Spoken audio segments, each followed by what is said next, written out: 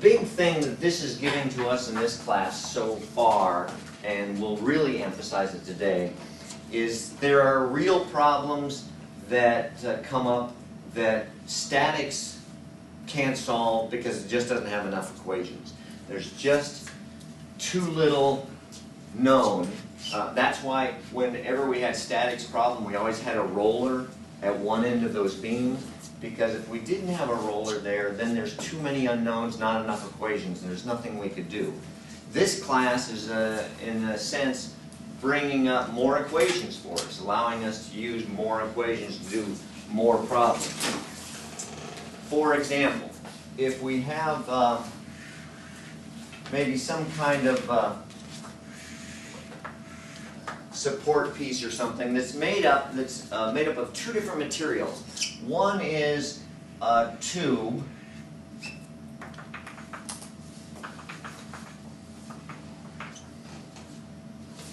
made up of one material, so it would have its own modulus of elasticity, and I happen to call that material 2, so I'll go ahead and label this one 2.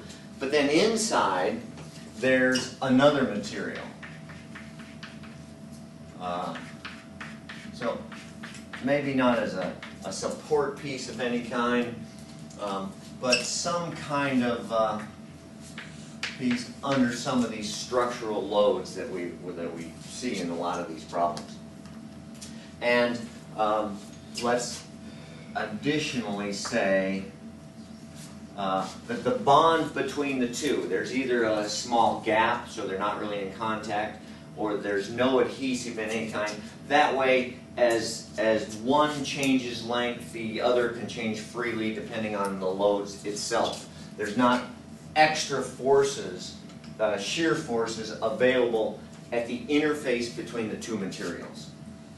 You probably wouldn't want to do that anyway for thermal expansion problems, so that as one heats up and expands differently than the other one, they won't bind on each other, which would cause tremendous residual shear forces. So we'll just say that the bond between the two is slippery. There's no adhesive, they're not press fit, they're not fit while the outer one's warm and then allowed to cool and shrink down into a tight fit, or any of those type of things. It just simply slips in and is very loose. So if we look at this then in cross section and then add some kind of loading, and we'll put a rigid plate there and a rigid support of some kind there, and then apply some kind of load to that. And we want to figure out what the reactions are going to be, what are the stresses in the materials themselves going to be.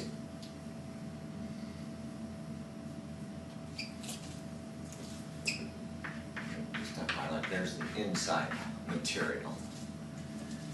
Okay, so like a I don't know what, a Hostess Ding Dong? What? There's some chocolate cookie thing that's kind of like this. It's a chocolate thing with cream filling. Swiss roll business. Swiss roll? Well, did you know when I first asked that question, I was looking right at you, anticipating you'd know the answer?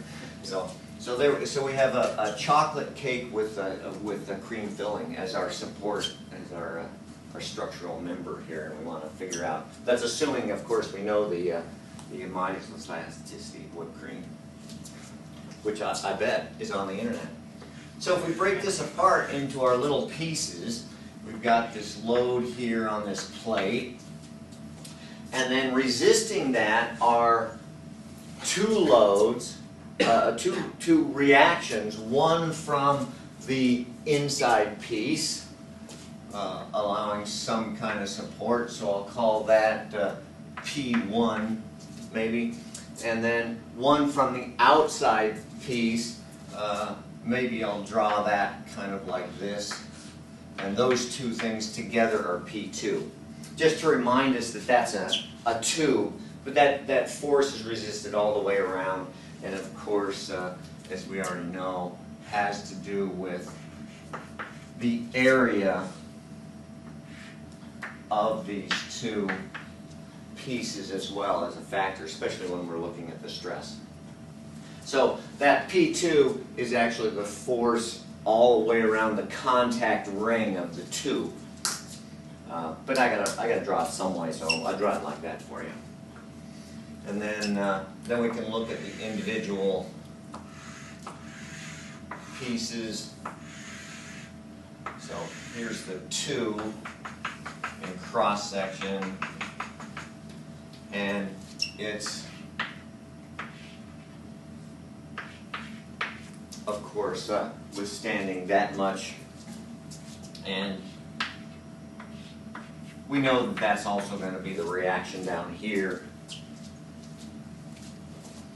and then the inner part itself is that's P1, right? Okay, so there's the setup, but all we can do with it in statics is really this piece right here. All we can say is that P must equal P1 plus P2. However much force is the total load is split somehow between the tube and the filling. And that's statics. We couldn't do any moment equation, why couldn't we do a moment balance on this?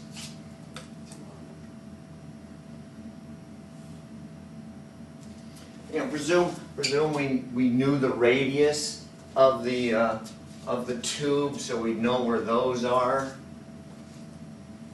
Why couldn't we do a moment balance and have it help? Because that's always, when we did, you know, there's our force balance.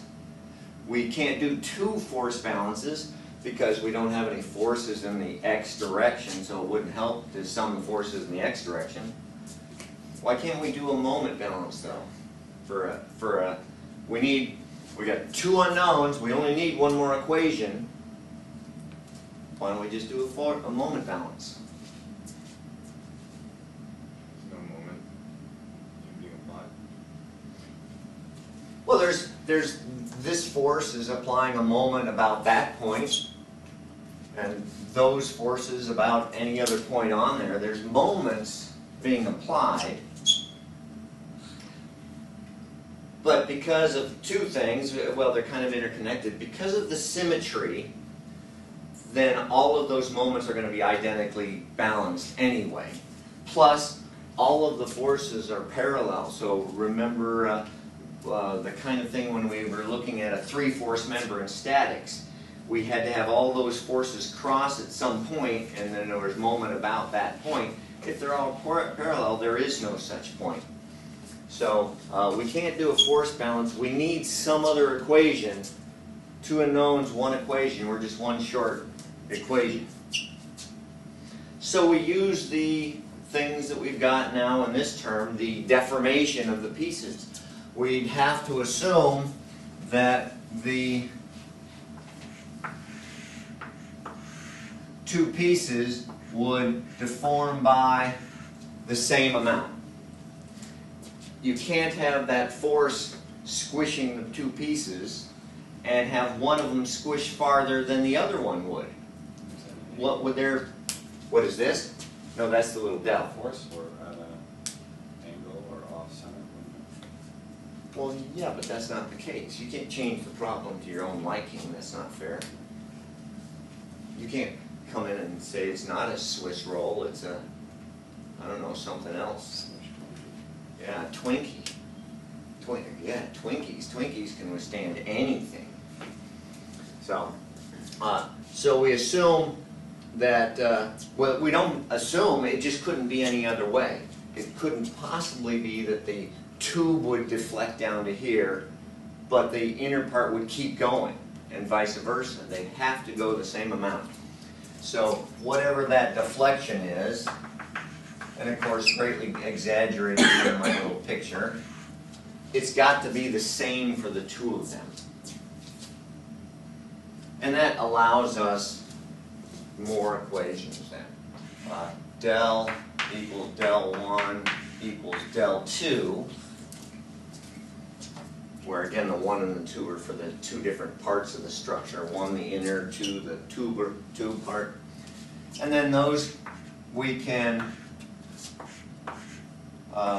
just put into their, actually the lengths of each is the same, so I don't need a subscript on that.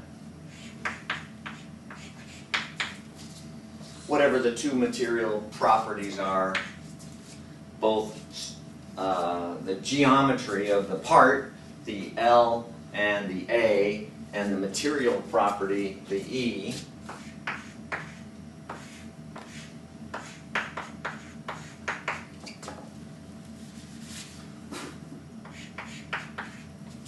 and that's just setting the deflection of the two, the deformation of the two to be equal. And with that and this, then we have two equations, two unknowns, and we can solve the problem. I'll just give it to you. We won't go through the algebra of this. That's not the point of this class.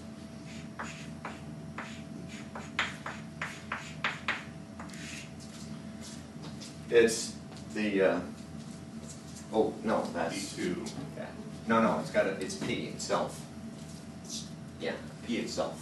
The original load over E1 A1 plus E2 A2, and then the P2 looks just the same, only these top two indices are changed to a 2. Yeah, we have no minus signs in there. And then once those are known, just put those over the individual areas. And we also know the stress, and then we can design it to avoid maximum stress and the like. But the whole thing comes down to this additional piece of information now that we can apply from this course that we didn't have in statics. So we can now solve problems that last fall would have been statically indeterminate, meaning there's more unknowns than equations. Now we have more equations to bring into the problem, and those are the things we'll use for at least for this section of problems, statically indeterminate problems that we'll use to solve them, to solve problems we couldn't have done last fall.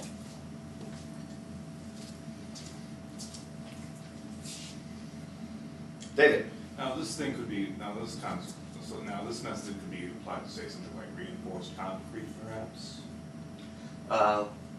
Yeah, any time you have two dissimilar materials that must undergo the same deflection, you could, yeah.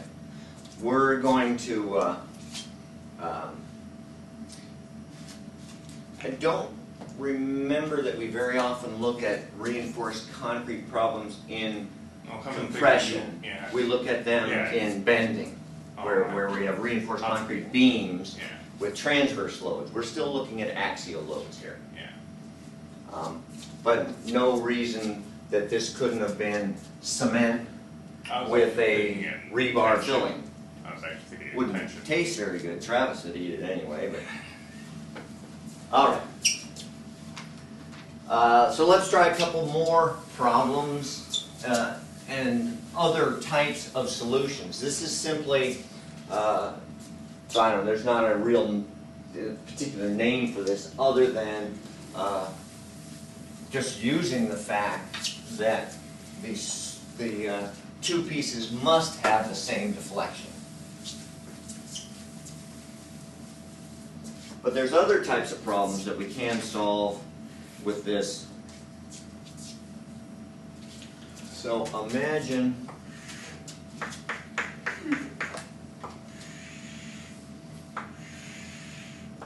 a one material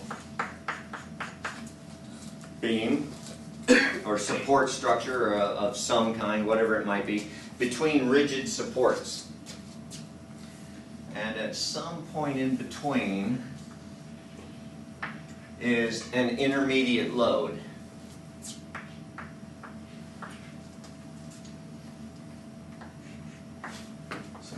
say. We'll say that's at some distance down from the top. And then the rest of it we'll just call L2. So some intermediate place, there's some kind of load. This could be a column that goes through more than one floor of a building, and this load is one of the floors that's tied to that column. It's not uncommon for support beams, support posts to go through several parts. All right, just for reference sake, we'll call the top there A, bottom B, and the intermediate point C. And so what we're looking for in this are the reactions at the outside part. So if that's some load P, we have some kind of reaction up at A, some kind of reaction down at B. May or may not be both in compression. Doesn't matter because we're going to find them anyway, and we'll get the appropriate signs through the solution. So all we can do with our statics part, in fact, let me turn it around just so it makes a little bit more sense. I guess we would expect this one to be that kind of reaction. All we can say here is that P equals RA minus RB, I guess we'd say, since they're in the same direction. That's why I made it better, because then I can have a plus sign there. So that's our full statics analysis. We can't do anything more with it. There is no moments because it's a purely axial problem. We just don't have enough going for us here to add any more. So, what are we to do?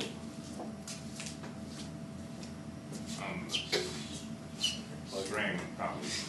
Well, now we pull in, again, the possibility of some kind of deformation. Loaded as shown, we'd expect maybe L1 would get greater because of the orientation of P being down. We'd expect L1 to stretch a little bit, and then of course L2 must compress by, in fact, the same amount, because remember I said these are rigid supports. When we say rigid supports, that means that the distance between them does not change. The kind of thing where if this was a support column driven down to bedrock, we'd expect that the support at the bedrock would not move. We would certainly want to look at the bearing stress, if you remember that, but it would not move. So we'd expect that del 1, however much the upper part might stretch, would be equal and opposite to del 2, where 1 is the upper material, or the upper part of the beam above the load, 2 is the lower part below the load. So we'd expect that those two then would be our equations. As long as we don't bring in too many more unknowns here, we're going to be okay. So we'll take the second equation and make it, let's see, P1L1 over, I'll just say EA, because there's no difference in the material itself. The same cross-sectional area and made of the same material anyway. Must equal P2 L2 over, again, EA. Well, without having a solution yet, one thing that's interesting is whatever the solution we get, it's the same no matter what the material or the cross-sectional area. That those two do not factor into it. And so now we can Well, we're a little bit troubled. This P1, remember, is the force in the interior of the material. P2 is the force in the lower part. So we sort of have to do something to figure out what those things are. So what we'll do is we'll again make one of our classic imaginary cuts, but we'll make it just shy of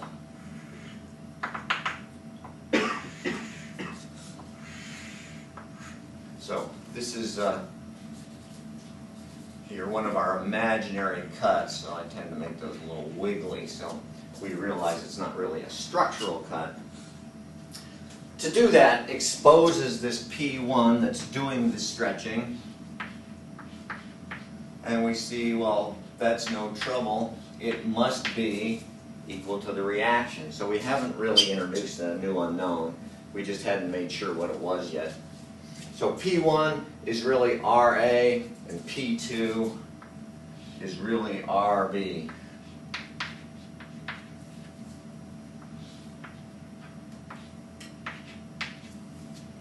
And they themselves then differ by the amount P from the force balance, and now we can solve the rest of the problem. Again, it's just algebra left now.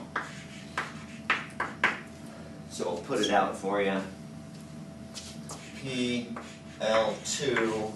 Interesting that the reaction at A depends upon the length at 2 over the original length, and RB is very much the same, only with the indices changed.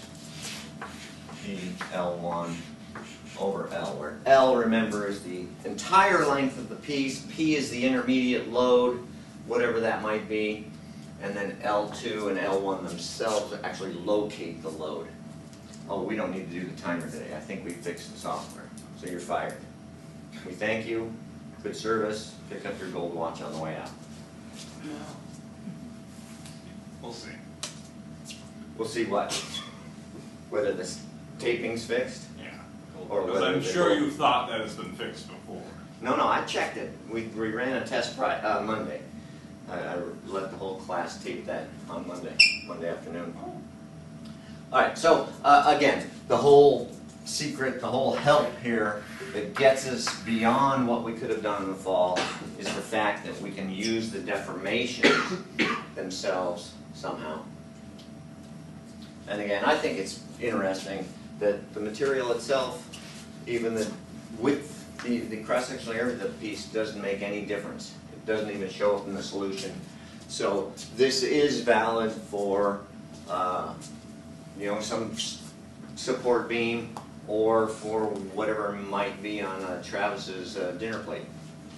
It would all be the same solution. So Travis, you'll test that for us at dinner tonight? Okay, so again, we have to look at the geometry of the deformation, bring that in to get our additional equations.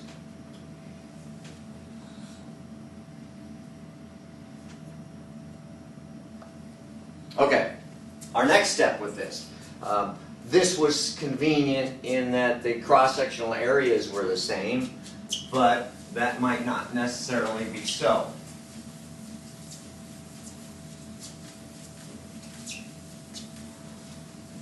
But there's another technique we can use, again to find the reactions, called superposition.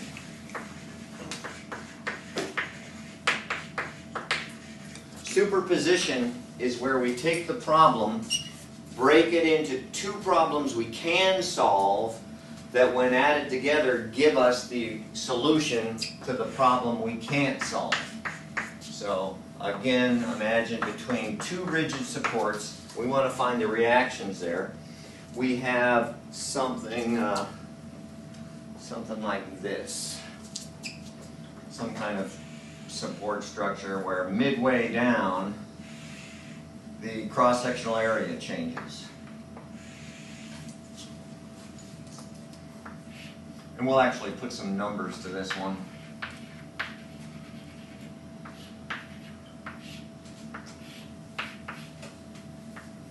So it's right in the middle where we have this area change.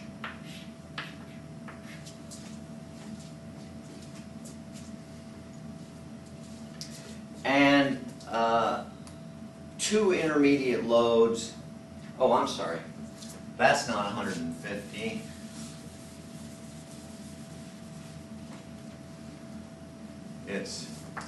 We have two intermediate loads. Those are at 150 millimeters.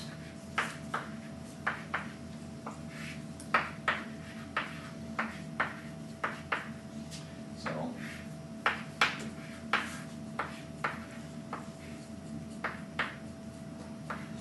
something like this. All dimensions in millimeters. Locates the middle of each section where we have two intermediate loads. Yeah, that's the picture we've got.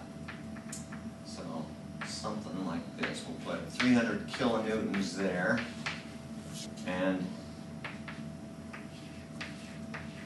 600 kilonewtons there. So could be again well, it's a little short for some kind of building structure, but something that requires a support piece with two different cross-sectional areas and two intermediate loads, and we want to find the reactions at the different spots. So again, we'll turn that A, middle piece C there, that's B, and some areas.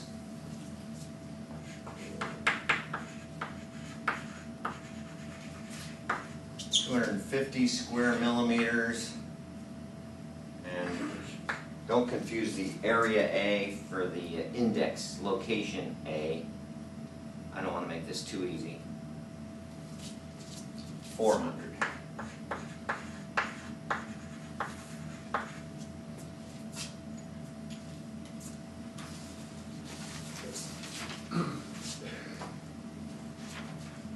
All right, the superposition solution is going to look something like this. Here's the problem we want to solve, but can't.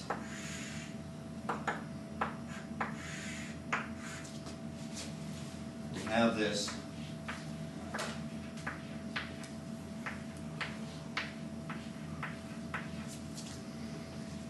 this loaded piece, and we want to find the reactions at the rigid supports.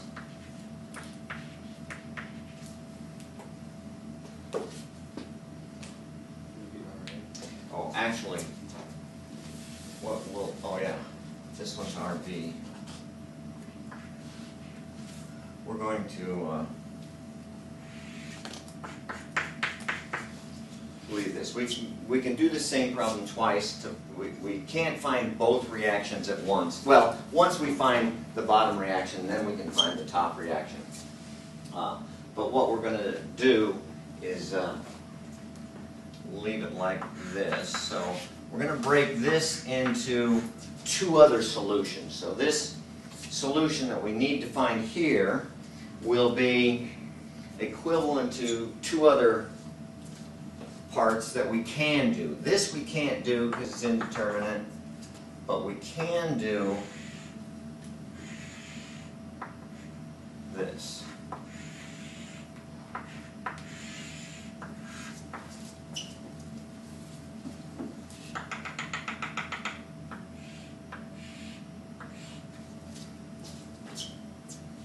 We can do this problem where the top doesn't move at all because it's a rigid support there. We have two intermediate loads, and we've removed this, we've imaginarily removed that, and what did I call it? L. We can use that, we can determine what the deformation of the part would be without that bottom rigid support. So that's not the solution we're looking for, But if we take that solution, this we can find, and if we add to it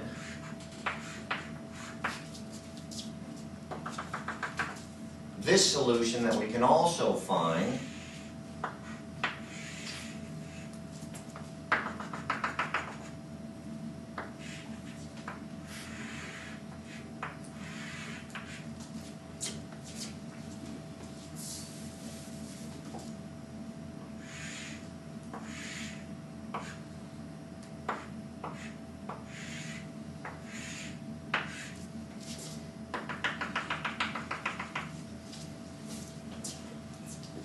we can also find this solution where we find what force would be required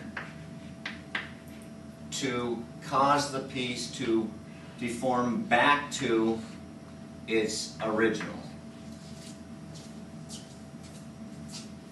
Those two solutions superimposed over each other give us this original the original situation we were looking for that we could not solve. And this is the superposition. Superimposing two solutions we can do over each other to get a solution we couldn't do with the original situation. Once we then find RB from this last step, then then we can use statics to find out what RA is, the reaction at the upper part. So we imagine taking away the lower rigid support, allowing the piece to deform, calculate that deformation, then remove the loads and calculate what force would be required to return the deformed solid to its original length.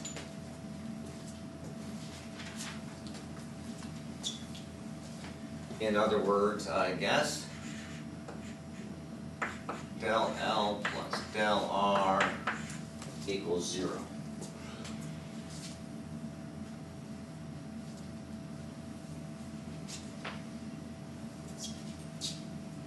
See the picture?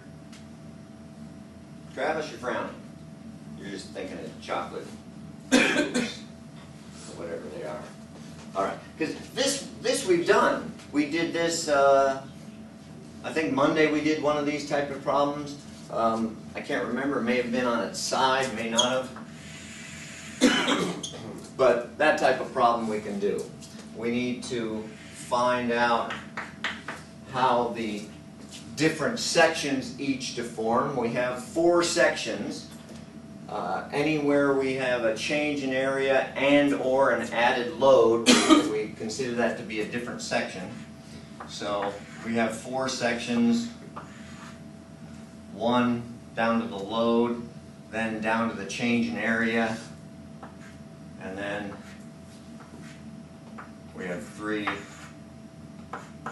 section 3 and section 4. And on this piece then, del L will equal those 4 deformations, the 4 different sections, how much they deform, all added up.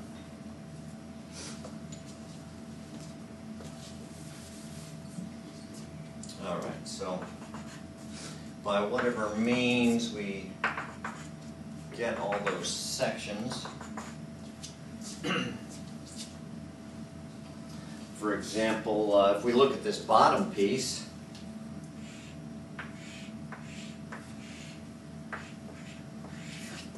piece 4, for this intermediate solution now, that's the one we're working on, where we've removed the support and imagine what the deformation would be.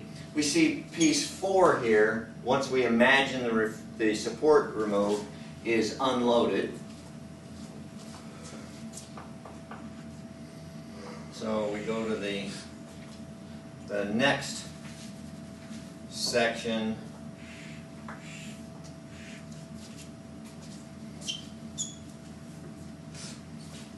Actually up into the piece a little bit in our imaginary cut. because we've got the 600 kilonewton load now. We've gone a little bit past it into section 3. We're starting from the bottom. I did start from the bottom because that was the easy part. There's no load there. That was the easy one to do.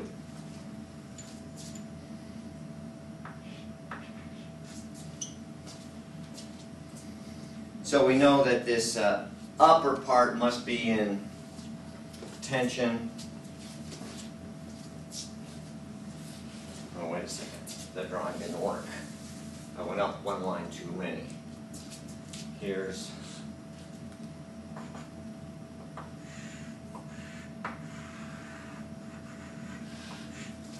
because there's the load there.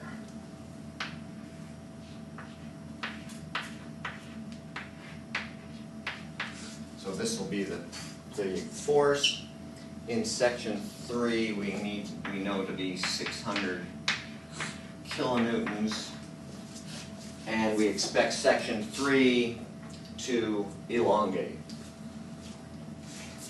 So del 4 is 0 because remember we're doing this artificial intermediate solution. There's no load on the bottom all the way through section 4. Del 3 is the load there, which we now know to be the 600 kilonewtons times the length of 3 over E and A. E, we assume it's all, or we're given it's all one material, and A is this cross-sectional area here, this 400 millimeters. So we've got all those pieces. 600 kilonewtons. The length is 150 millimeters. E, I don't know if I had one for whatever material I was, oh, I'm going to delete that. Then we can just put it in once. 400 millimeters squared for this area.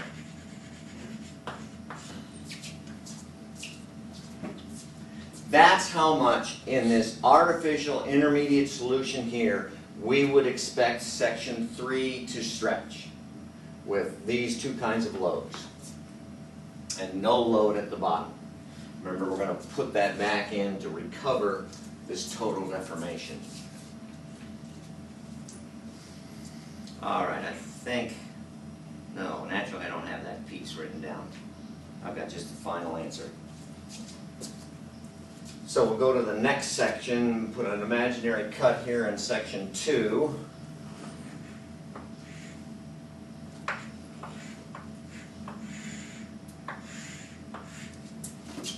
We've got this 600 kilonewton load in the bottom part. We haven't quite gotten up to this load of 300 yet, so it's not there. So this part is also in tension at 600 kilonewtons.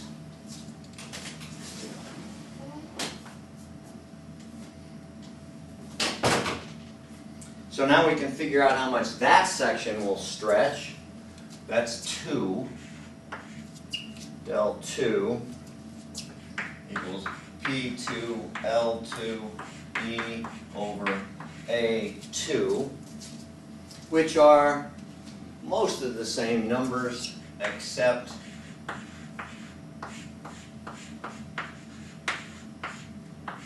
the area has changed to what?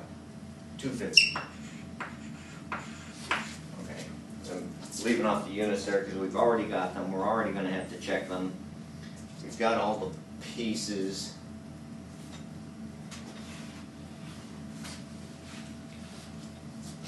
And so that's how much deformation we'd expect in this second section here.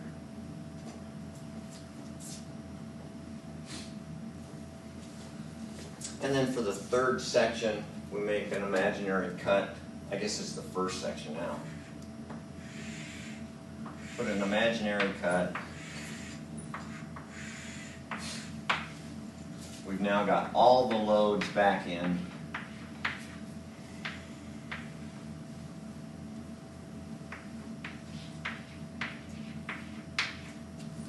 And we know then this is P1. The force in the top section has got to hold these two loads, 900. And so we know then that del 1 is P1 L1 over E A1, which is 900 kilonewtons, stretching 150 millimeters over E, and the cross-sectional area is the 250. Okay, all the units are the same, so they're going to only have to check them once. All of those added up are going to give us this total deformation of the piece in this imaginary intermediate loading. Then we're going, over here, this imaginary intermediate loading. Then we're going to find out what force is required to recover that back to the undeformed state that was required because of the rigid supports. And that will be our reaction at the bottom support. So all of these added up come out to be 1.1. With all the units checked, 1.129 times 10 to the 9th meters divided by E, whatever the material is. That's all of those pieces. No deformation in the bottom piece. It was unloaded. That'll stretch a bit, that'll stretch a bit, and that'll stretch a bit, and we add them all up so we know that this is the amount that the piece would stretch if the bottom support was removed.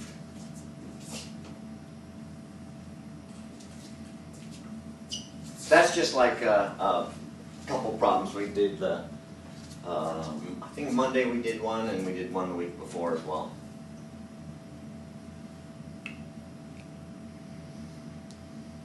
Okay, I need some board space because now we need to imagine that the loads are removed, and all we want to find is what force would be required to return us to our undeformed state as required by the original rigid supports. Alright, so I need more boards. Alright, everybody okay with this? Everybody got this down? Bill? Okay. Let me at least put up that one little piece we just calculated. Well, I'll put it right here with this. 1.129 times 10 to the 9th meters over E. Actually, that's the units on the whole thing is meters.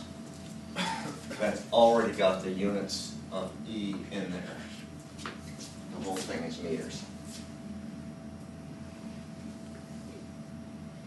All right, now we need to do this little piece here, the superimposed piece.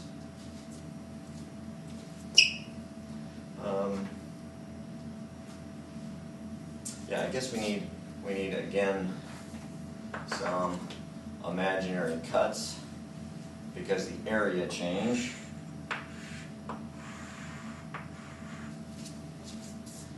So we have this RB we can't find yet. We're looking for it. That must be how much is in that section.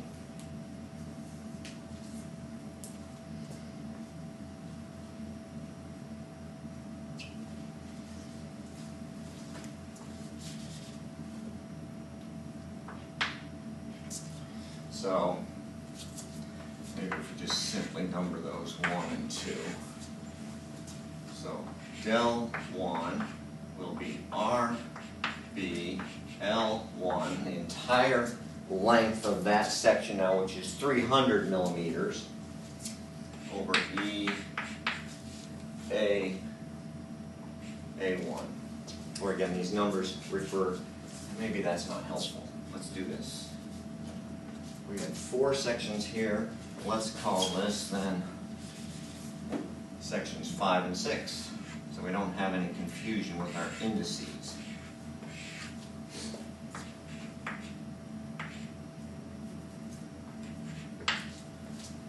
We don't have any confusion with these indices we had over on these other ones.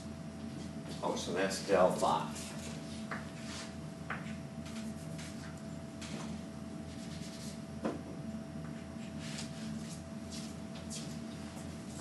All right, again, we don't know what RB is, but when we combine these together and compare these two artificial deformations we're imagining, RB will be the outcome of it.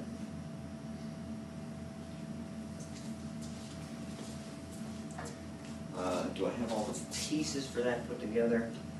Oh, not quite. And then imagine a cut somewhere in section 6, as I've called it. Again, we just see that section in tension under RB. That's supposed to be, Huh? top one, I think, is supposed to go down, correct? Oh, yeah, yeah. So used to drawing things in tension. Thank you, David.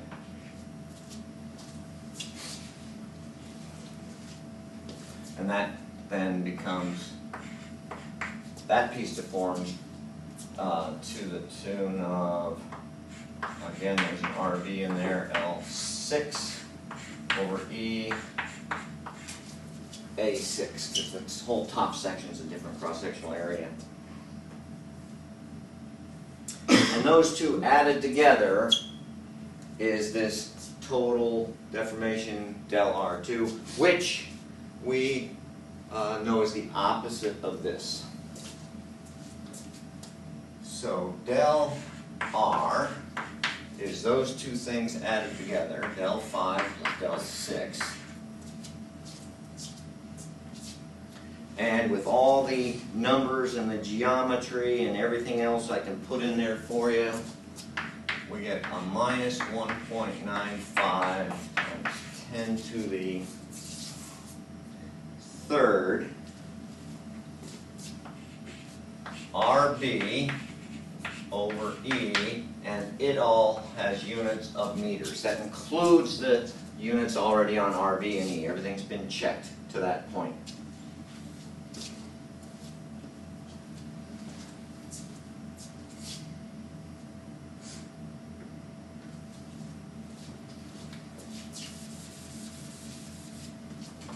So we'll put that together with our imaginary superposition solution that's required. We know that these must be equal and opposite. So del 1 equals minus del R. Remember, this is the imaginary elongation from the first part. This is the imaginary compression from the second part. We put the two over each other, and we're going to get our full solution with no deformation because of the rigid supports, and we'll know the reaction at that bottom support. So the opposite of that thing, we lose the minus sign. We have RB over E, and the units have all been checked. That's just this thing rewritten up there.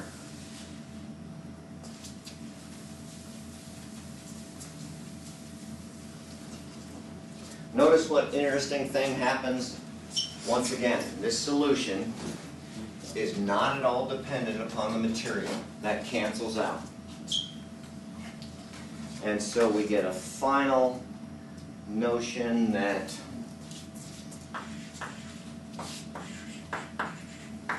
the only unknown now is that RB, because the E canceled even though I hadn't given it to you. 577 kilonewtons.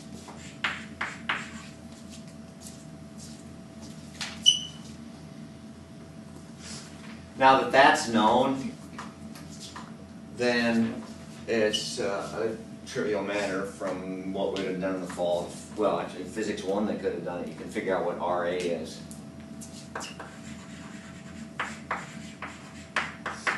And it's just got to be the difference between those and the loads that are imposed, so it becomes 323 kilonewtons.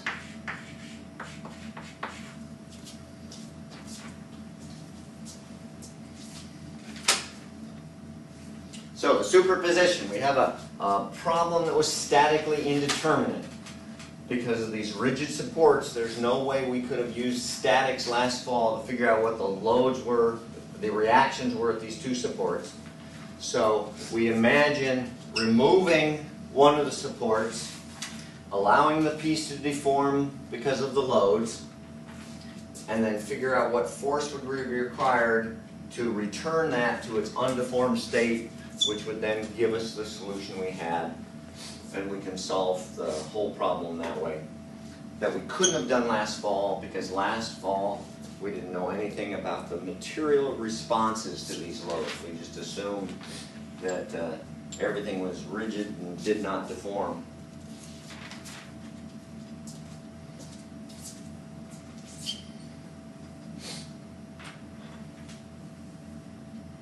Questions on that?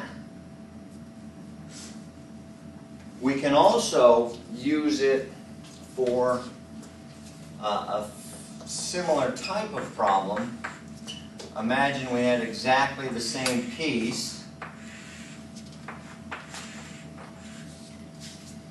that we understand now is in tension throughout the whole piece, because this part was positive, we had to bring it back.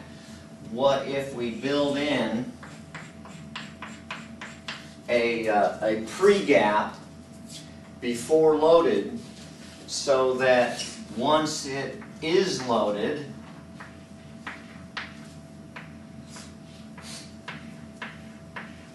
then it will deform down to the rigid solid, but the reaction there will be less, because some of the force is going to actually truly elongate the solid in this sense, or in this case, but not all of it. So the RB would be reduced. RA, of course, would have to go up a little bit, but it might balance the two a little bit more. So you should be able to find, imagine that this pre-gap is, say, 4.5 millimeters.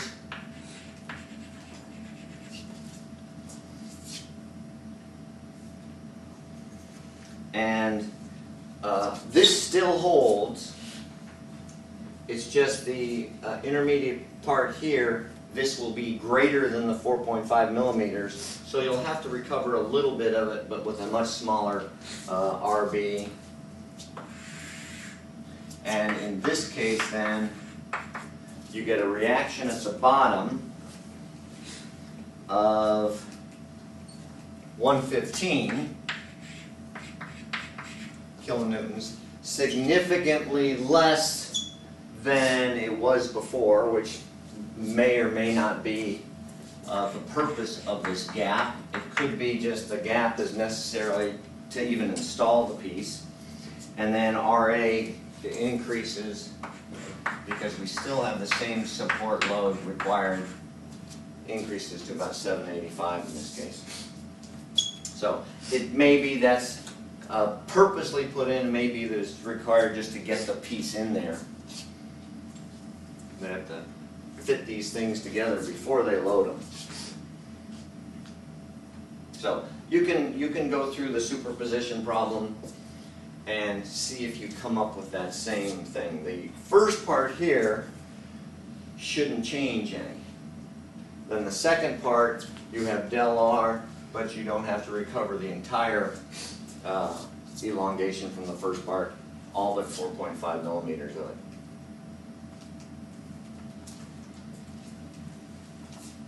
So there's something to keep you awake on the weekend.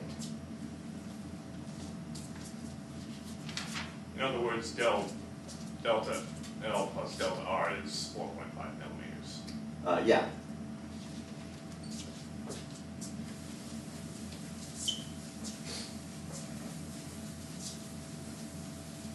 Okay, so let's try it with another type of problem. What was that? Was that you? That was you? Oh. Do you have a question? What? So is the second scenario something we're not supposed to do, or is this? No, we're not gonna do it now. That's something you should be able to do yourself using what we had before. It's just, there's already a pre-gap in there that you don't have to recover with the reaction load. That's why the reaction load is so much smaller. Instead of bringing it all the way back, you only have to bring it part way back because 4.5 millimeters is left in there. That of course means there's some residual strain in there that may not have been before, but not necessarily a problem. All right, so here's a different type of problem. This is not a superposition problem. Imagine we have a beam we're supporting with 3 struts.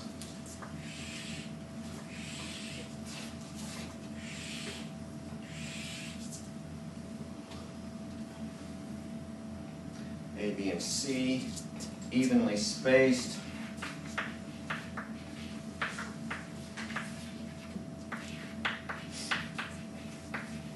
All the same length. So we can call this one A, B, and C. Rigid support at the top. And a load on the bottom bar of 220 kilonewtons.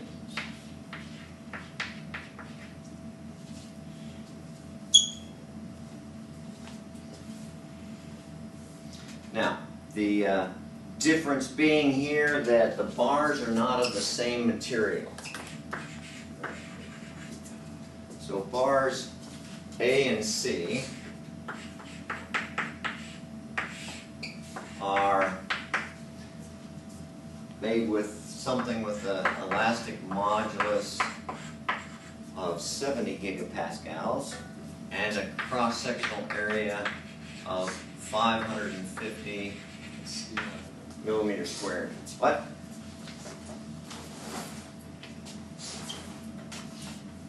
Oh, you want to know what it is? Steel. It might be. Could be baked whipped cream.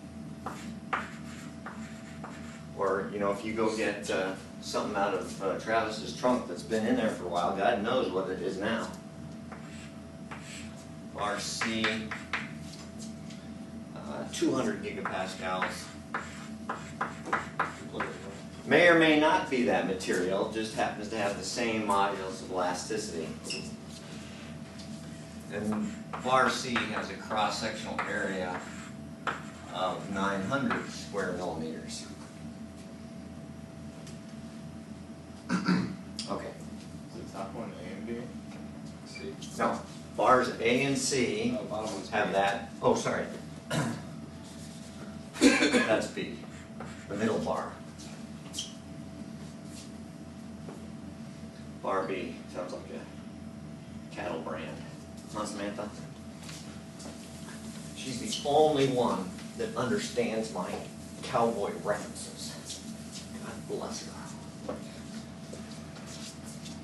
Okay, we want to find the supports, find the stress in the supports. So, find the stresses.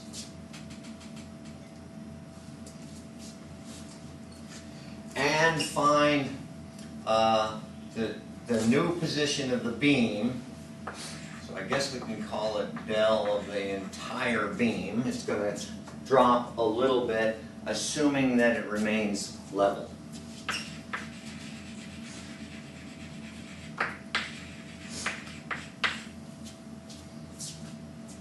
So those are the things we need to find. Because if we do know this material, we know the elastic modulus, we're also going to know the yield stress, and we want to make sure we stay below that, so we do need to calculate the stresses. All right, so let's, as we have on the other ones, at least begin with the statics we know as best we can. So we've got PA there, resisting this load of 220 kilonewtons. We have PC and PB doing that for us. PB should be in the middle. Yeah, maybe in your alphabet. Not in my New World alphabet. Okay. Can't even spell ABC. All right, there we go. All fixed. Thank you, Travis. Must be Swiss rolls with ginkgo biloba in them. All right, so the statics tells us, let's see, oh, by symmetry, we know PA equals PC. Comfortable with that? That would actually come from the sum of the moments about point B, the middle. But then we can also say P, A, B, and C must equal 220 kilonewtons. So that's some help there.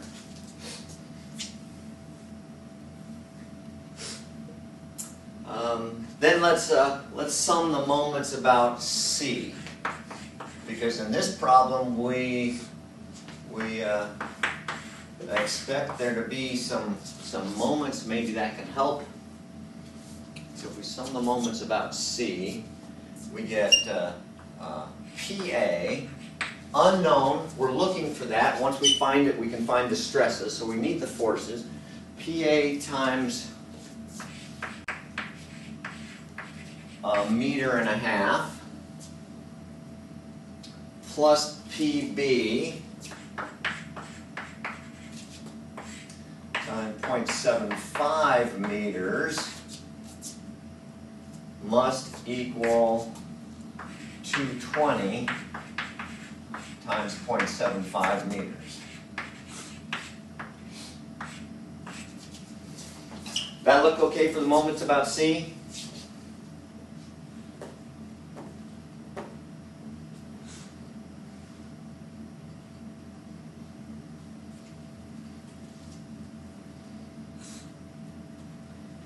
Got all the pieces there. All right. What's the trouble with that, though?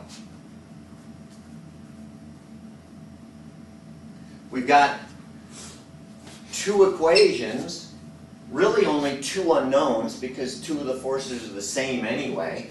I could even rewrite this as 2PA, since PA and PC are the same, plus PV. That's just putting this one into that one. What's the trouble with these two equations we have here? We've got two unknowns, PA and PV. Why can't we just solve them? Scalar multiples. If we divide this equation by 0.75, we get this equation. So they're not independent. It was a noble effort. You were more than happy to write it down without protest. But we got to do something else. Any suggestions? Not independent. So we still need another equation. David?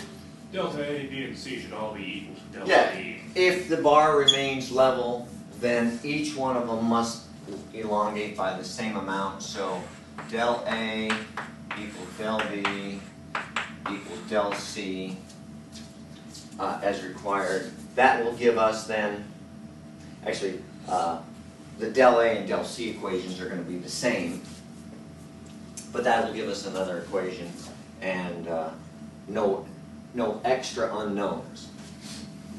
So PA, they all have the same length, so I'll just call that L over EA AA. That will be the deformation of piece A. And the deformation of piece C is going to be exactly the same, so it won't be an extra equation, but what will be is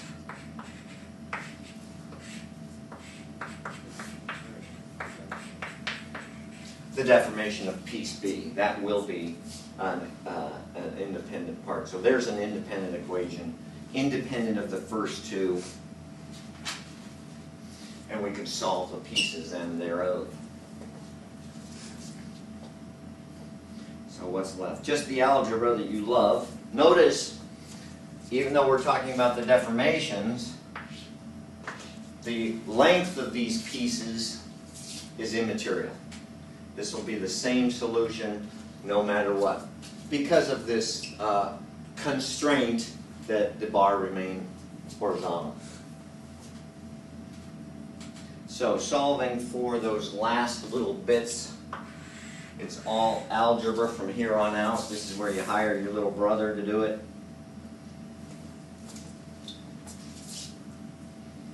We get the force in A, which we know to be equal to the force in C because of symmetry, is 33 kilonewtons. And since those two together handle 66, then we know what's left over for B. It's 154.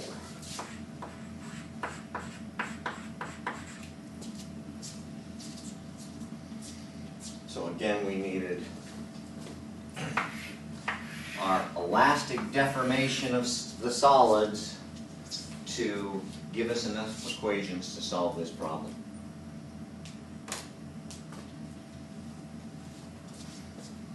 Now we can figure out what the stresses are, because we know what the forces are, we know what the areas are, we can figure out the stress in each of the pieces.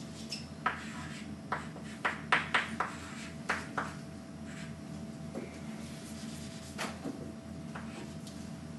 think I have those, you can double check them. 59.9 megapascals.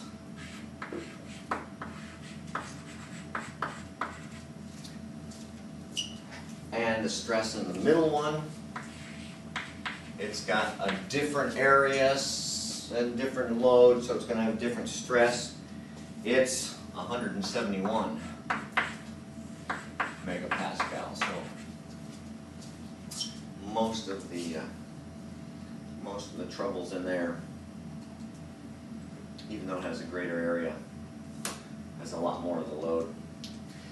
One thing we're not looking at yet that we will shortly is the fact that this beam itself would deflect. Because these are elastic solids, there's no way that can be avoided, but we're not taking that into account yet. We will look at the actual deformation of the beam itself as well as its displacement to get a more accurate solution. It can certainly be that the solution is level, but to have the same deflection at A and C that you do at B is not a realistic possibility, but is an approximation that we're making still at this point. We'll handle that in April. We'll get to the actual bending of the beam itself by cross loads, transverse loading like that.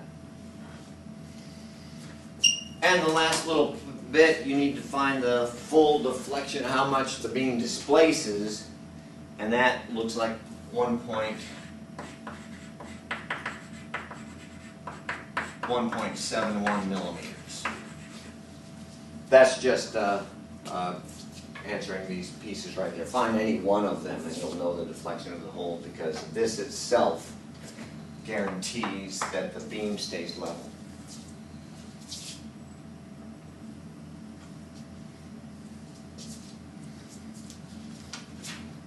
All right, questions on that piece? You got 33, why just plugging in the numbers, solving for PA? Yeah. Oh, I don't know why those became Fs. They should have been Ps. But that's just from solving the two equations. We have two equations, two unknowns. PA and PB are the unknowns. PA and PB still the only two unknowns. So you solve these two equations and you get these. And we already know PA equals PC. So the algebra on this one isn't even all that complex. And then you take those forces, of course, and divide by the respective areas to get the stresses.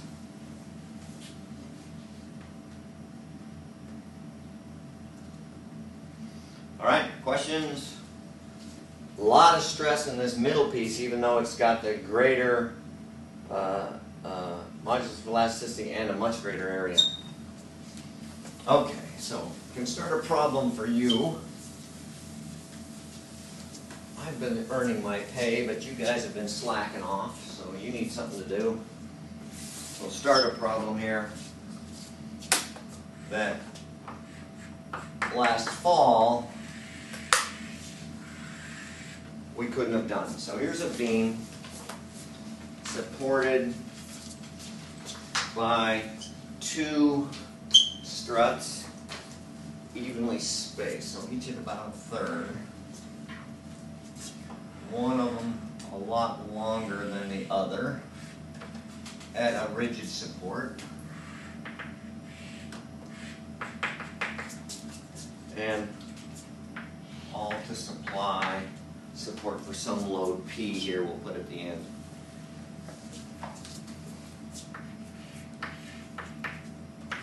So, evenly spaced struts at 50 inches apart.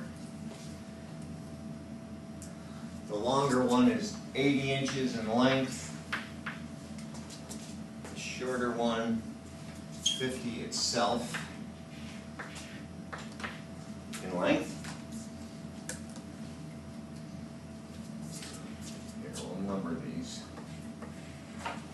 That's 1 and that's 2. So L1 is 80 inches, L2 is 50.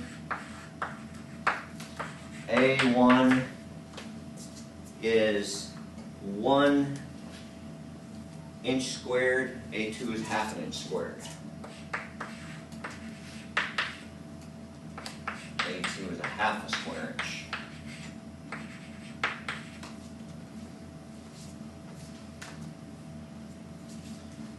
They're both made of the same material.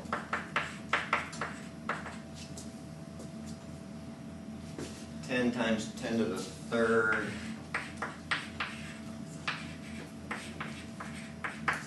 KSI. Everybody know what a KSI is? Square inch. A what? Yeah, kilopound per square inch. And for all of this,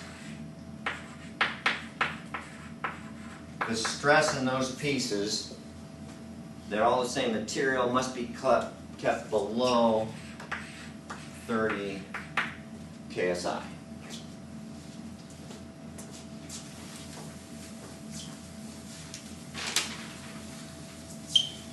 Okay, that brings us right up to the end. So there's something for you to do over the weekend. You don't have homework in dynamics. So you've got in a winter supply of Swiss rolls, so you don't need to go out, get the dog sled out and go get them.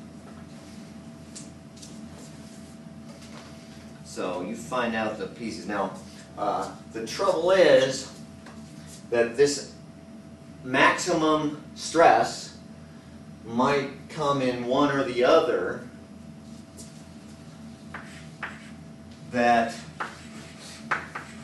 makes one of them the limiting case. You might find that a large P in one of them will cause the other one to fail. So you have to look at both of them. And again, you just have to use the very same type of things we've used before. You know, the beam will displace something like that. And you can use our deformation informations to figure out what those two will be proportional to each other based upon the triangle that's made as they displace. So the statics would not allow you to solve this, but the strength of materials then will allow you to solve it, because you can figure out what the displacement is. Let me make sure I've got all the pieces for you there.